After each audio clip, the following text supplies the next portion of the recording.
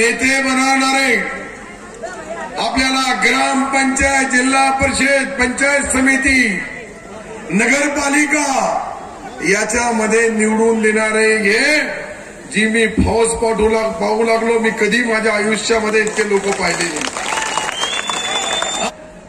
या राज्यामध्ये एक तर पक्का झाला, मी हातगाडी लोटणारा मंत्री, रिक्षा चालवणारे मुख्यमंत्री आणि चाय विकणारे आदरणीय पंतप्रधान. पहा, दोघं तिघही पद पहा तुम्ही. हे जनतेचा आशीर्वाद असतो. सर्वसामान्य माणसाला कसा निवडून द्यायचं. आज लाखो लोक ही सभा ऑनलाईन पाहू लागले राज्यभर. काही लोक बोलतात का तुम्ही फक्त नारळ फोडतात. अरे, ज्याला कळत नाही, खेड्यामध्ये जात नाही, गावामध्ये जात नाही, शहरामध्ये फिरत नाही, त्याला कुठं माहित पडेल विकास. ज्यांनी दमड्याचा विकास केला नाही त्या लोकांना नारळ फोडण्याची संधी कशी मिळेल. आणि हे जे उमेदवार आहे, ज्याला माझा प्रतिस्पर्धी म्हणू लागले, आपण लक्षात घ्या की 2009 मध्ये 31,000 यांचा मी पराभव केला होता. त्यावेळेस 31,000. 2014 मध्ये लाट होती. लोक बोलत होते लाट आहे आता, यावेळेस काय होईल. पण त्यावेळेस बी मी 20,000 यांचा सुपडा साफ केला. 20,000 लोकांना. आता तर मोदी साहेब बी माझ्याकडं लावा बरोबर ना, तुमच्या पोस्टरवर, तुमच्या याच्यावर तुम्हाला लेप हुडका आहे ना भाजपचा, तर लावा ना मोदी साहेबाचा फोटो. का लावत नाही मग. अरे, नकली पोट भरण्याचा धंदा करणारे काही चिल्लर आहे. मी चिल्लर यासाठी सांगतो की ते नाव घ्यायचे बी कामाची नाही. नाव तर त्याचा घ्यावं लागतं जो आपल्या समोर लढणारा असला. अरे, एक तरफ छटाकभर, दुसरीकडे 1 किलोचा माणूस. अरे, मी कधी कलेक्टर ऑफिस मध्ये गेलो तर कलेक्टर महोदय खाली मला घ्यायला येतात. हा गेल्यानंतर चपराशी बी येईल का. ही चूक एकदा केली होती 2004 मध्ये.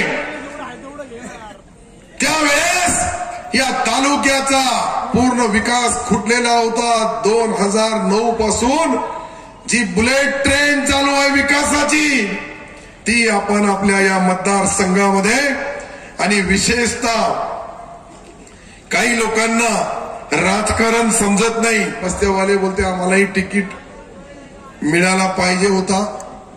काही लोकांनी तर राजकारणामध्ये असे मी पाहिले का फक्त यांच्या गाड्यामध्ये डिझेल पेट्रोल बी भोकरदनच्या पंपावरून मिळतो यांना. अरे, काय आपला विकण्याचं काम करू लागले. कोणासाठी करू लागले, कशासाठी करू लागले, हे कुठून काम चालू आहे मला माहित आहे.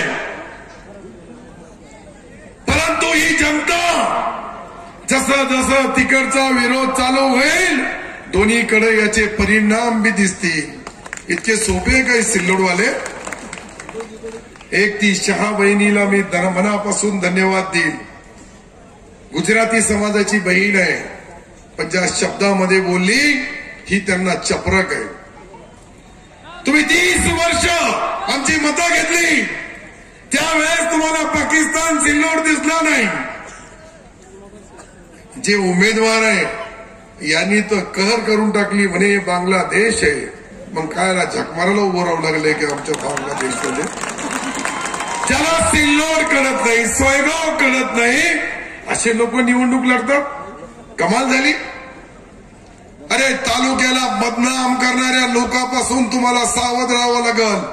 मी इथलच्या व्यापारी बांधवाचा मनापासून आभार मानन.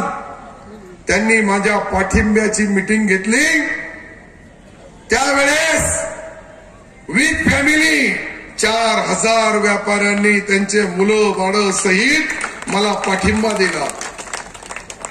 त्यामध्ये गुजराती 100% हजर होते, मारवाडी, सकल मारवाडी 100% हजर. अरे, छोटे छोटे तेली, माळी, कोळी, धनगर, बौद्ध, मातंग, चमार, सुतार, लवार, मन्यार, टॅक्सी युनियन, सर्व युनियन वाले अनेक लोक ज्या पद्धतीने मला मदत करू लागले, अरे मी ज्या वेळेस अजिंठा लेणी या ठिकाणी त्या विरोधी लोकांना सांगतो की मी जे नारियल फोडलं होतं डॉक्टर बाबासाहेब आंबेडकरांच्या स्मारकाचा, त्याचा काम जो पाहून जाण्याचा भाडा येडा मी देईल, भाडा तोडा पण जाऊन पहा.